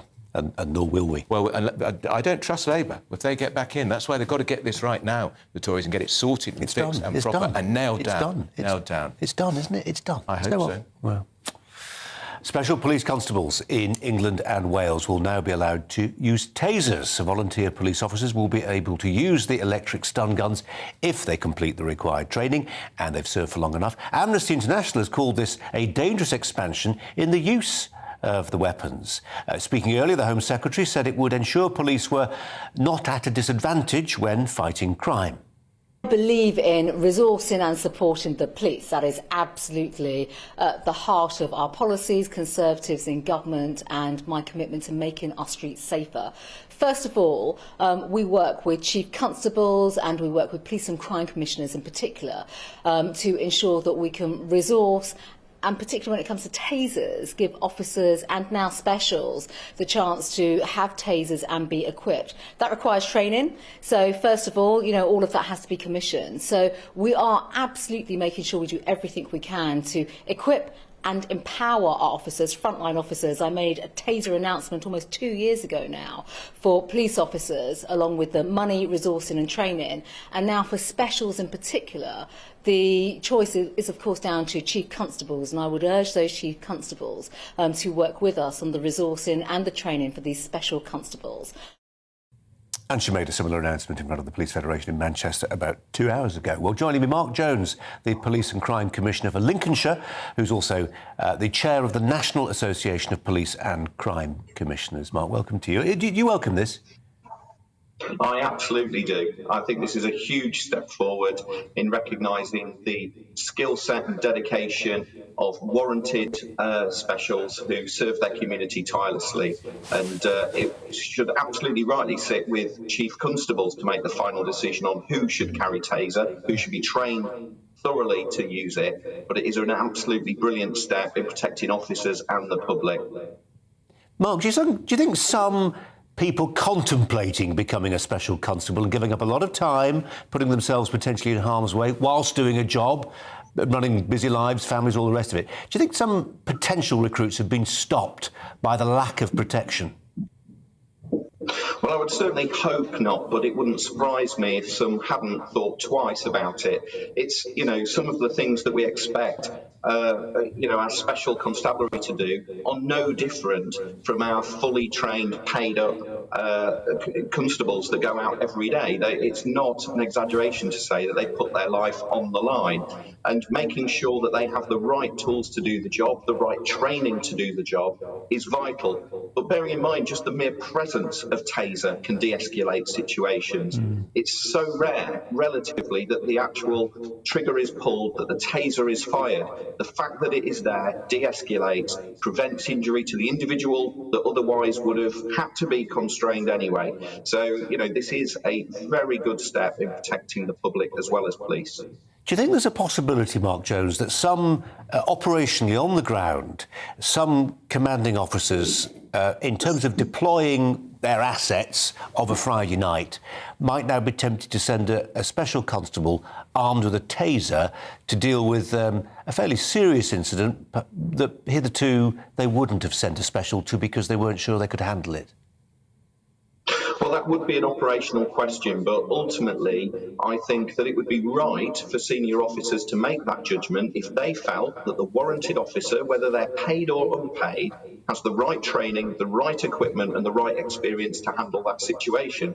I mean, you could be in a situation where you've got a regular full-time officer that isn't Taser trained being supported by a special that is. Now, that could be for any number of reasons. It could be that special has served 10 years in the armed forces and has a background with firearms and felt very comfortable to be trained with Taser. There are all sorts of different reasons, but it should ultimately be an operational decision for the chief constables to make, and I've got every confidence that our chiefs will get that decision right. Mark Jones is the Police and Crime Commissioner for Lincolnshire. Mark Jones, appreciate your time. Thanks very much indeed. Andrew Pearce is alongside me. Amnesty International hate this idea. They would, wouldn't they? Sorry. Look, we're not South America. Police don't beat people in the street. Pretty largely, we've got a great law and order force, but we're sending specials into very difficult situations where they face a lot of aggression, violence, potentially people with knives. And what have they got? A baton? If they've got a taser, if they've been trained properly and the chief constable decides it's appropriate, I think it's absolutely right that we send them into battle, and I think it could lead to more people signing up for it. Look, I agree with you, but, to play devil's advocate, there will be those who will say maybe sometimes a special or a serving full-time police officer, because they've got the option of firing off the taser, maybe spends a little less time doing softly, talking people down, negotiation. Look, they're all human, but you have to rely on the best judgment of the police, and we do that every day, don't we?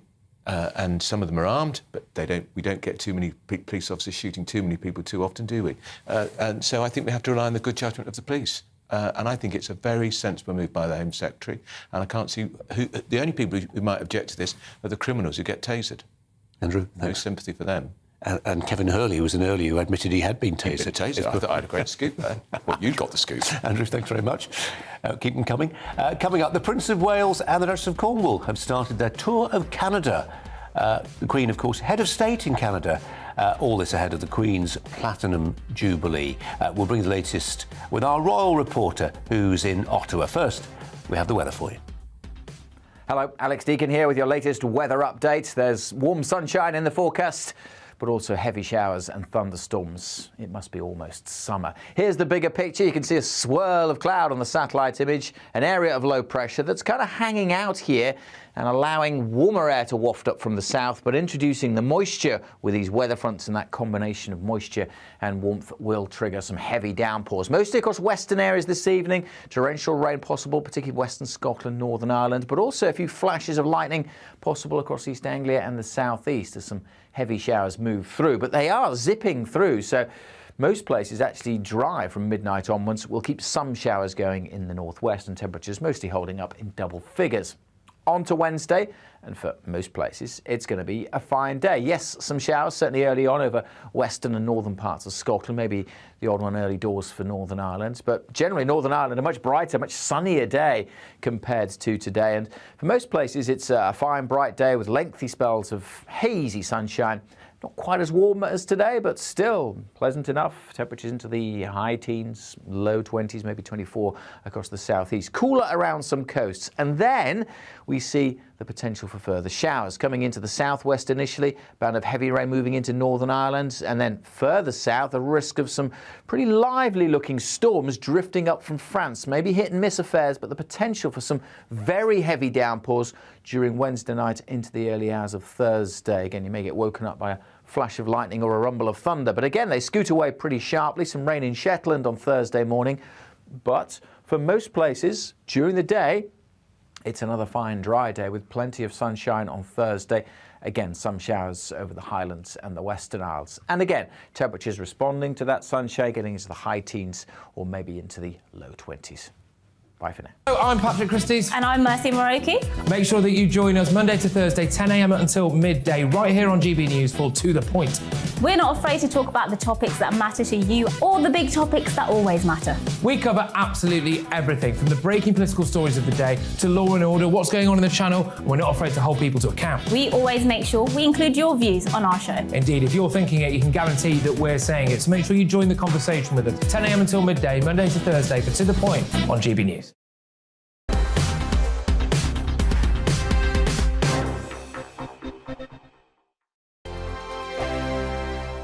Every morning from 6 o'clock, we'll wake you up with GB News Breakfast with all the stories you didn't know from the night before. So whether it's serious news, entertainment, or your own views from all over our great nation, we're here to kick off your day with a smile. And the national media should be reflecting and reporting what's happening here. You will notice the northwestern accents.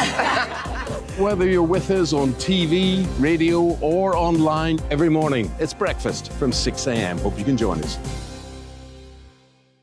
On radio, they call it the drive time slot, 4 p.m. until 6 p.m. as listeners head home. It's that part of the schedule when the dust of the day's events begin to clarify, and we try to make sense of it for you. Brazier is drive time for radio and TV. It's fast, it's punchy, it's opinionated, there's a Brazier angle and a little bit of levity. That's the question. That's two questions, actually. That's Brazier, Monday to Thursday, 4 till 6 on GB News.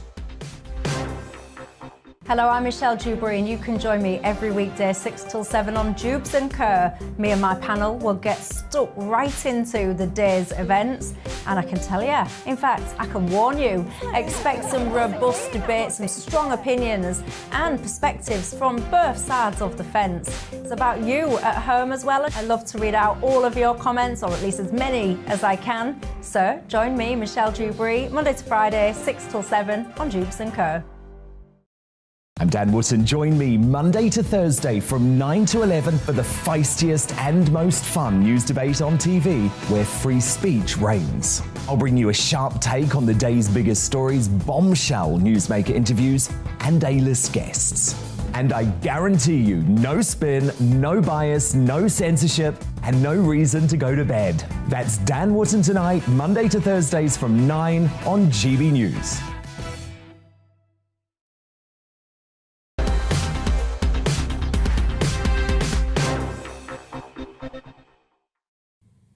.5. The Prince of Wales and the Duchess of Cornwall are visiting Canada as part of the Queen's Platinum Jubilee celebrations. As in Britain, the Queen is Canada's head of state.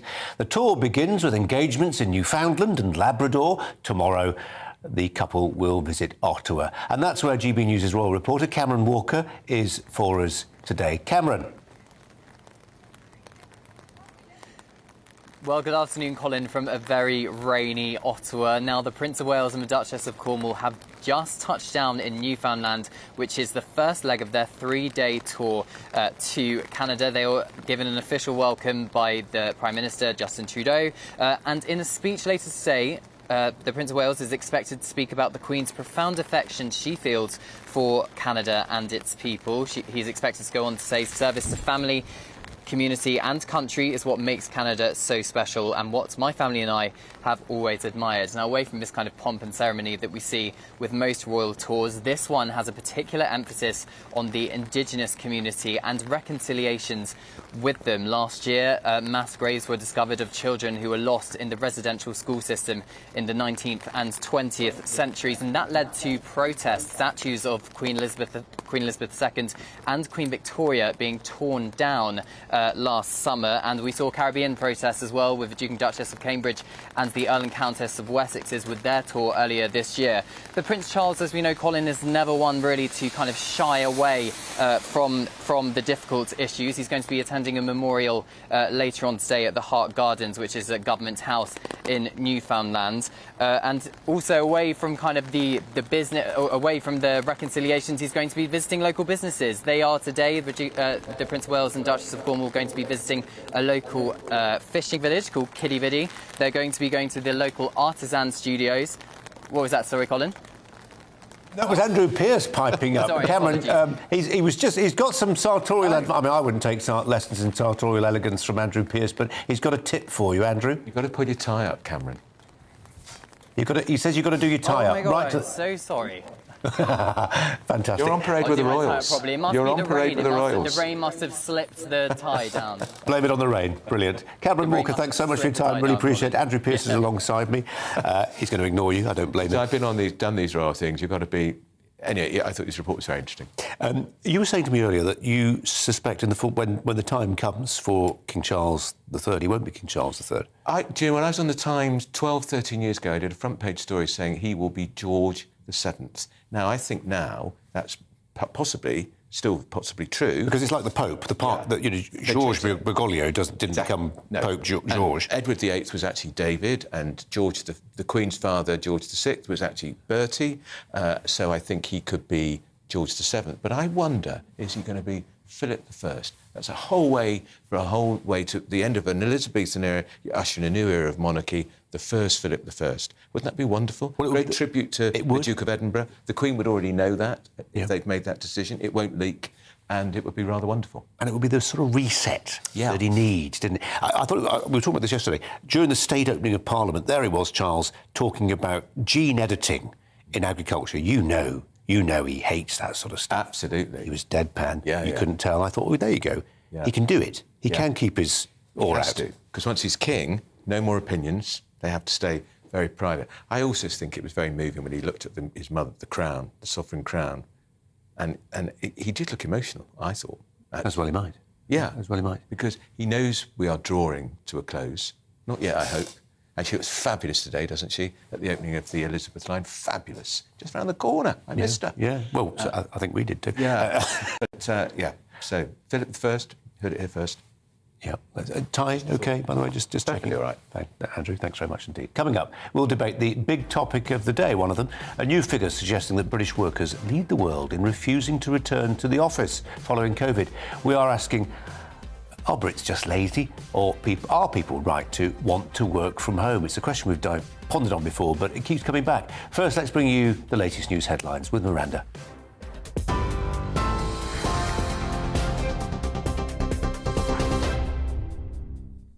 Thanks, Colin. It's 5:32. The top stories from the GB newsroom. The European Union has warned it will respond with all measures at its disposal if the UK breaks the Northern Ireland Protocol. European Commission Vice President Maros Sefcovic says practical solutions to problems have been offered, but the UK has failed to meet them halfway. The Foreign Secretary has set out plans to rewrite Britain's post-Brexit trading agreement, changing the rules on how goods enter Northern Ireland from the rest of the UK. Serial rapist Donald Robertson, who attacked women over nearly 3 decades, has been found guilty of murder at Reading Crown Court. The 66-year-old was convicted of killing Shani Warren. Her body was found bound and gagged in Taplow Lake in Buckinghamshire in 1987. He was charged after a cold case team discovered new DNA evidence. He was also found guilty of kidnapping and raping a teenager in 1981. The founder of a far-right terror group whose members plotted to carry out deadly attacks has been found guilty of involvement with the organisation. 27-year-old Alex Davis set up National Action 9 years ago and continued to associate with the group and its offshoots after it was banned by the government in 2016. Boris Johnson has defended plans to give special constables powers to use tasers, saying it's the government's crucial duty to make communities safer. Amnesty International is describing the move as dangerous, saying misuse can lead to harm and even death.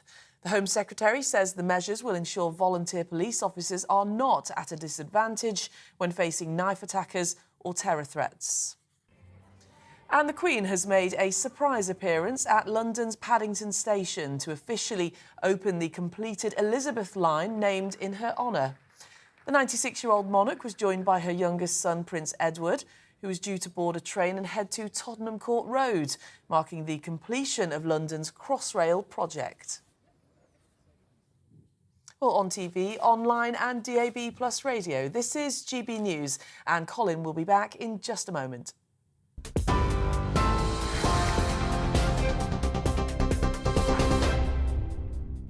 Direct Bullion sponsors the Finance Report on GB News for gold and silver investment.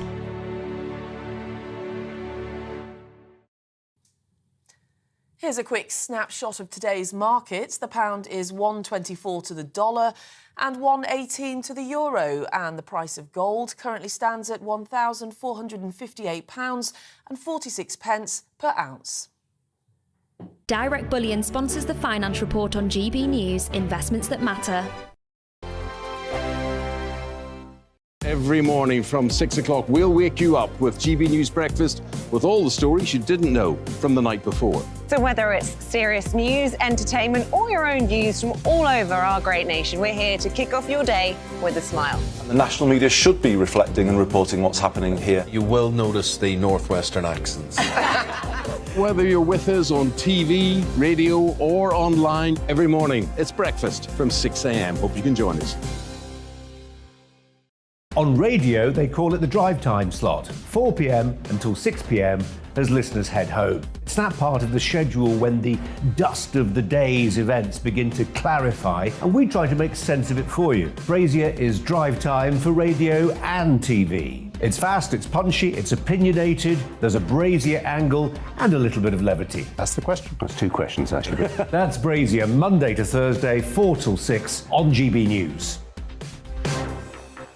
Hello, I'm Michelle Dewberry, and you can join me every weekday 6 till 7 on Jubes and Kerr. Me and my panel will get stuck right into the day's events, and I can tell you, in fact, I can warn you, expect some robust debates, some strong opinions and perspectives from both sides of the fence. It's about you at home as well. I love to read out all of your comments, or at least as many as I can. So join me, Michelle Dewberry, Monday to Friday, 6 till 7 on Jubes and Kerr. I'm Dan Wootton. Join me Monday to Thursday from 9 to 11 for the feistiest and most fun news debate on TV, where free speech reigns. I'll bring you a sharp take on the day's biggest stories, bombshell newsmaker interviews, and A-list guests. And I guarantee you, no spin, no bias, no censorship, and no reason to go to bed. That's Dan Wootton tonight, Monday to Thursdays from 9 on GB News.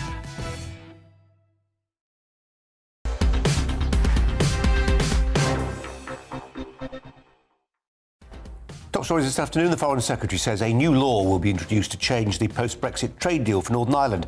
This is Liz Truss, who made the announcement in the Commons at lunchtime, insisting the bill would be legal under international law. Brussels says it will need to respond with all measures at its disposal if the UK goes ahead with the bill. Volunteer police officers in England and Wales could soon be carrying tasers on the streets. The move will see special constables allowed to use the electric stun guns, with the Home Office saying it will ensure they are not at a disadvantage disadvantage when facing attackers. Amnesty called it a dangerous expansion in their usage.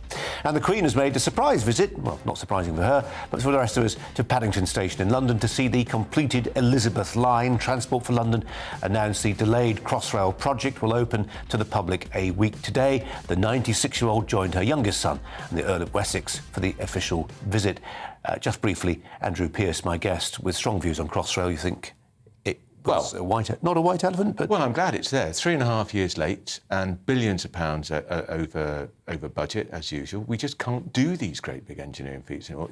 It's the dreaded public sector. God only knows how late Crossrail will be. I'd cancel the whole thing now. Andrew, well, you're not in charge, which is a mercy for those people who are working on it. Now, serious stuff. The founder of a far-right terror group whose members plotted to carry out deadly attacks has been found guilty of involvement with the organisation. 27-year-old Alex Davis set up National Action 9 years ago and continued to associate with the group and its offshoot organisations after it was banned by the government in 2016. The conviction of Davis, who's from Swansea, is the last in a raft of 19 prosecutions of those who continued their membership of the group after it was outlawed. Our Home and Security editor Mark White takes a look at the background to the case. Deep in this woodland in Wiltshire, these far-right extremists are seen training for the race war they were determined to spark.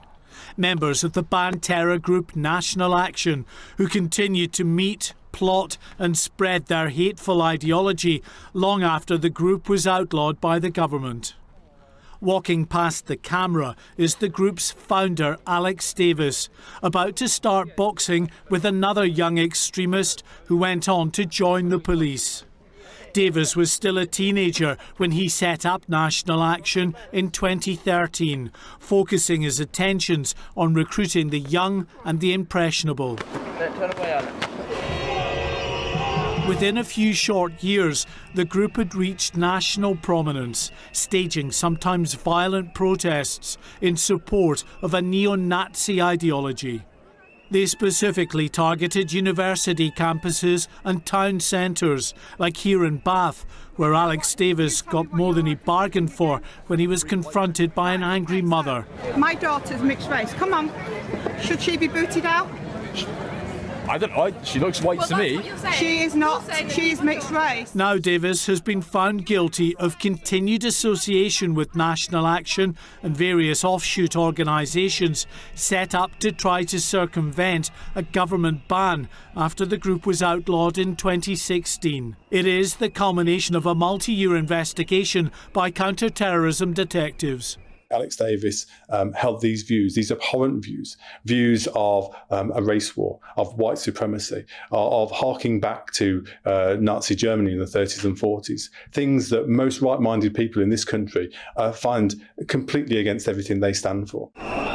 In total, 19 people have now been convicted for their membership of National Action, including Alice Cutter, whose adoration of the Nazis was so profound she even entered a Miss Hitler beauty pageant and spoke of gassing synagogues. Her boyfriend, Mark Jones, was jailed for 5.5 years for his involvement in the group. And Metropolitan Police Officer Ben Hannum, who posted this picture of himself with a Hitler moustache to fellow extremists.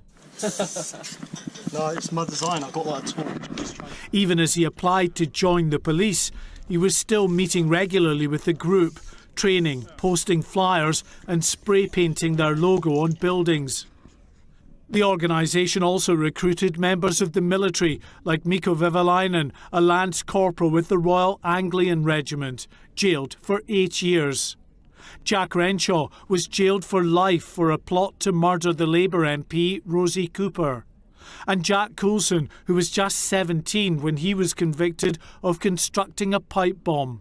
Those individuals within National Action were incredibly dangerous. And the ideology they espoused was an ideology of hatred, which caused division in communities across the country. A common factor with almost all of Alex Davis's National Action recruits was their youth, either in their teens or early 20s. he very much had worked out how to target the propaganda element of the recruiting process at young people, and how to make the most of the internet, and how to make the most of memes to spread that message, and also to take that message out into the communities he was aiming at. Hey, right, who's going to volunteer go first? Almost a decade after National Action was formed, founder Alex Davis and many of its members are now behind bars. Islamist extremism is still by far the most potent threat the country faces. But authorities say far-right extremism remains a key and growing concern. Mark White, GB News.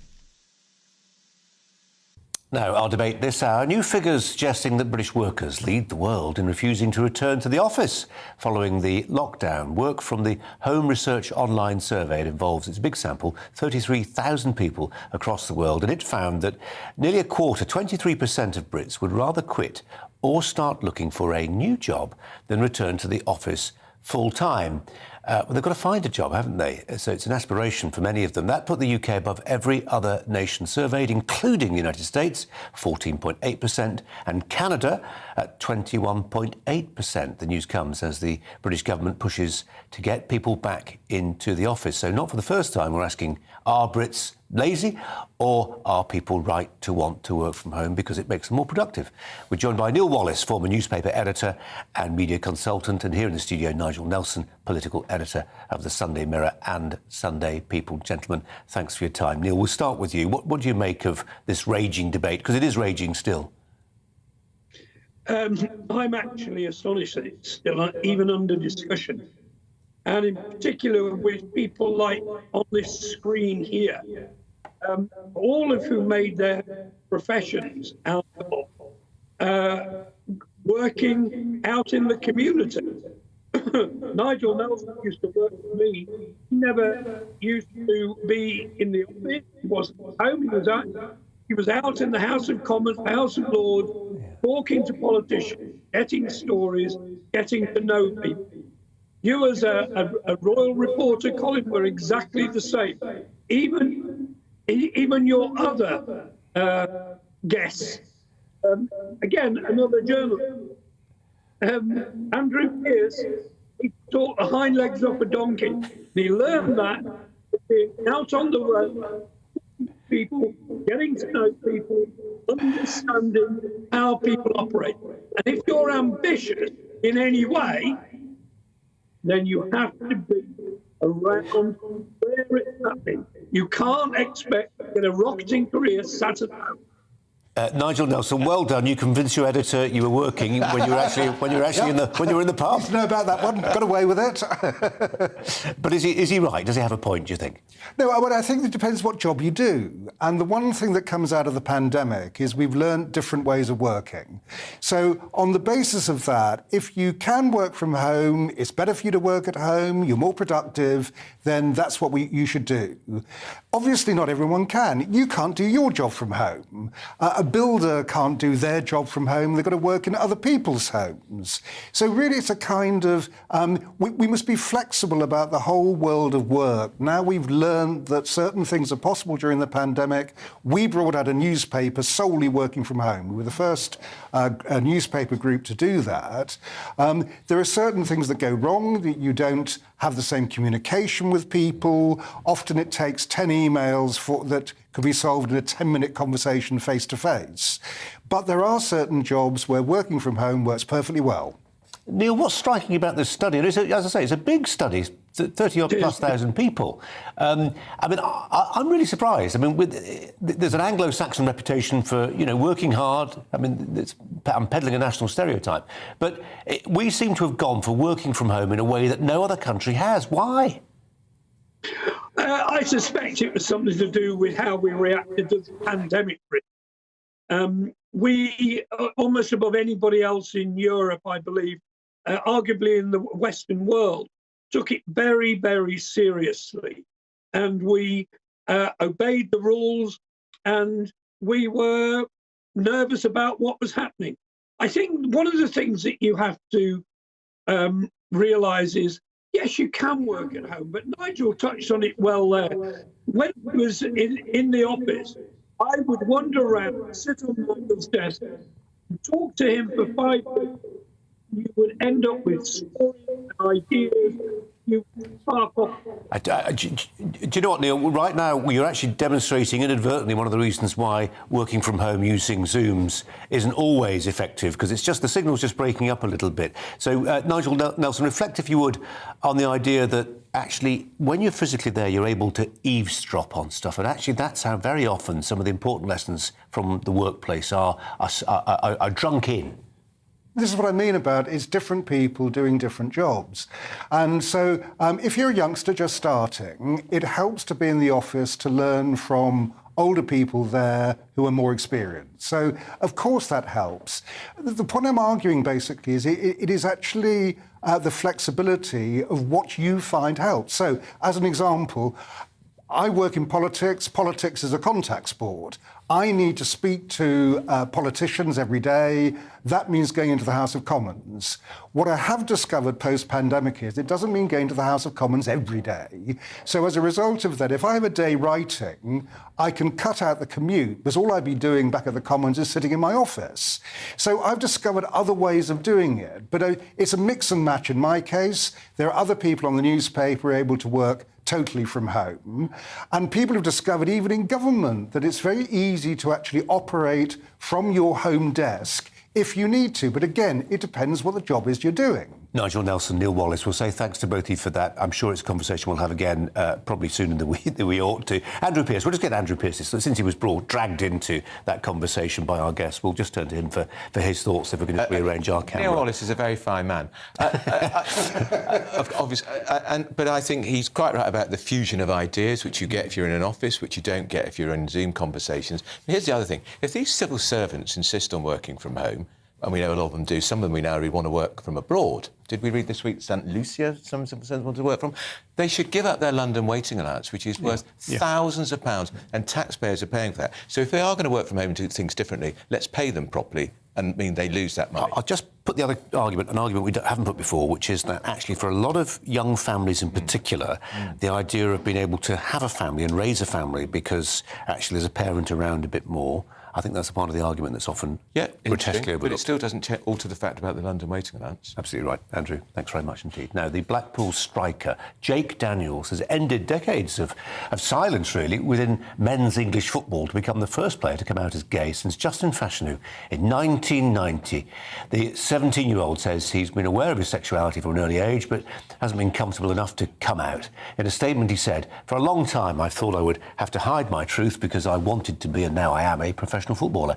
Since I've come out to my family, my club and my teammates, that period of overthinking everything and the stress it created has gone." Well, high-profile players like Harry Kane and former Manchester United star Gary Neville have praised the player for his candour. We're joined by former England and Watford star Luther Blissett to ponder on this one for us. Luther Blissett, so good of you to join us today. Really appreciate it. How brave a move from this young man? I think it's amazing because for a young man, he's only 17 years old, and to come out and declare that he is gay is fantastic. I mean, my other side of that, I don't see any reason why you have to declare what your sexual persuasion is. You're a human being. There should be no need to, but in this day and age, you have to come out and tell people exactly everything it seems you want to do. Well, I think in an ideal world, we wouldn't even use the expression coming out. Yeah. Why? Because I haven't been in the closet for 30, 40 years, but we should just be all the same. But the fact is, we are in the world we're in, and it's been a taboo subject in football for decades, since Justin Fashanu. I mean, you know what happened to him, poor young man? He took his own life. Luther Blissett, why has there been this reluctance to come out? Is there a macho culture in changing rooms? Is this? I mean, what's going on? Yeah, I think there is a bit of a macho image within a change room, because when you have all these, it's all men together and nobody wants to show weakness. Well, I'm not saying now, people don't jump on me. I'm not saying that you're weak. That's obviously not the case. But I'm saying you don't want to give anybody any reason to think you're not up to doing the job, or give them an excuse to shout other things at you. So yes, it's always been very difficult, and everybody's kept a very close guard on whatever they were saying. But for me, there should be no issue. I mean, I was at a football club where our chairman, way back when it came out he was gay, and there was never an issue within the dressing room, within the club or anywhere. Yes, we went to other clubs and things were said, but within confines of what the dressing room say, because the chairman obviously came in there from time to time, there was never an issue at all within the club, and that I think went a long way to helping everybody to deal with it outside of what football club. Luther Blissett, I'm afraid we're squeezed for time, but we really appreciate yours today. Thanks so much for joining us. Thanks a lot. Now, the US Congress is set to hold a public hearing into UFO sightings next week, where Pentagon intelligence officials will be grilled on the apparent phenomena. Democratic Congressman Adam Schiff, chairman of the House Intelligence Committee, said this will give the public an opportunity to hear directly from subject matter experts and leaders in the intelligence community on one of the greatest mysteries of our time. Joining us now, Nick Pope, journalist and former head of the Ministry of Defence's UFO project. Nick Pope, welcome to you. A lot of people will be surprised to know that the MOD had a UFO project. What did it achieve?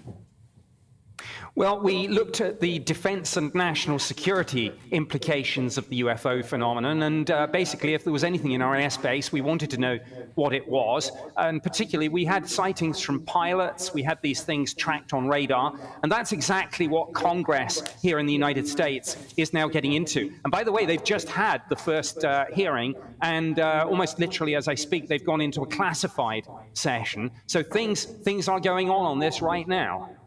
What has changed, it seems, Nick, is there's been a turning point. There's a while ago, maybe 10 years ago, this wouldn't have passed the sort of smell test. People would have dismissed it airily as beyond the pale, the stuff of conspiracy theories and wild conjecture. It's been taken more seriously now. Yes, and I think that's because not only are the pilots and the radar operators speaking out, but the Department of Defense have released some videos of Navy jets chasing these things. We've had some classified briefings in Congress already, and that process is going on. And also, there are multiple UFO provisions in the new National Defense Authorization Act for this fiscal year. So people are now recognizing, as I say, this isn't science fiction, it's not conspiracy theory, it's defense, national security, and air safety issues. They talked this morning about 11 near misses between these things, whatever they are, and aircraft. What are they, Nick? We don't know. There are three main theories that it's classified US aviation technology, that it's adversarial technology, maybe drones from China or Russia, or this is the wild card, but of course it's what everyone wants to know, could it be extraterrestrial? And I don't think that has been taken off the table. At the hearing this morning, one of the witnesses said, we don't rule it out. OK, Nick Pope, fascinating stuff. Really appreciate your time. Thanks very much indeed. And our thanks to Andrew Pierce, who's been my guest today. Always a worry when you've got 30 seconds, you've been told and you're in, somebody says, and three things. Yeah. You know how to wrap up quickly. Andrew, thanks very much indeed. Michelle Dewberry's next. Stand by.